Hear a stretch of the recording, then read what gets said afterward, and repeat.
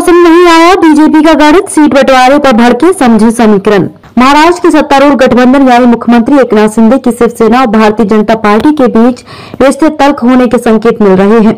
हालांकि दोनों ही दलों ने आधिकारिक तौर पर कुछ नहीं कहा है, लेकिन महाराष्ट्र विधानसभा चुनाव को लेकर भाजपा की 240 सीटों पर चुनाव लड़ने के ऐलान ने शिवसेना को चिंता में डाल दिया है। इसे लेकर विपक्ष की तरफ से भी बयानबाजी शुरू हो गई है।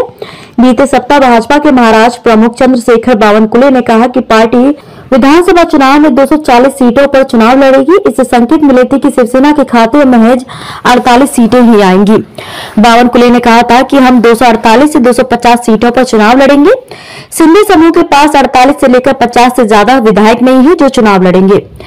इस पर शिवसेना विधायक संजय सिरसाट ने कहा कि क्या बकवास है, हम क्या बेवकूफ हैं जो इतनी सी सीटों पर मान जाएंगे। विधायक संजय गायकवाड़ ने कहा कि शिवसेना 130 से 135 सीटों से कम में तैयार नहीं होगी। भाजपा को यह याद रखना चाहिए कि उनका गठबंधन बाल ठाकरे की गठित असली शिवसेना से है।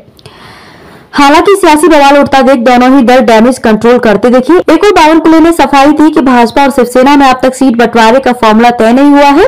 वहीं शिवसेना ने भी इस बात को दोहराया और प्रवक्ता नरेश महास्के ने कहा कि आपस में कोई भी झगड़ा नहीं है।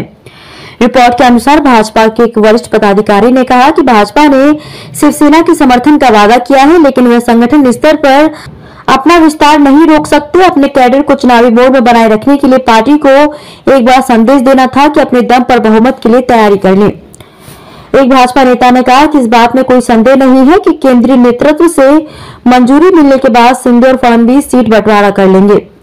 इंडियन एक्सप्रेस की एक रिपोर्ट के अनुसार भाजपा के एक सूत्र ने बताया कि अपने लिए 150 सीटों का लक्ष्य रखने वाली भाजपा किसी हाल में 185 से लेकर 190 सीटों तक में नहीं मानेगी। शिवसेना को 98 से 103 सीटों पर मानना होगा।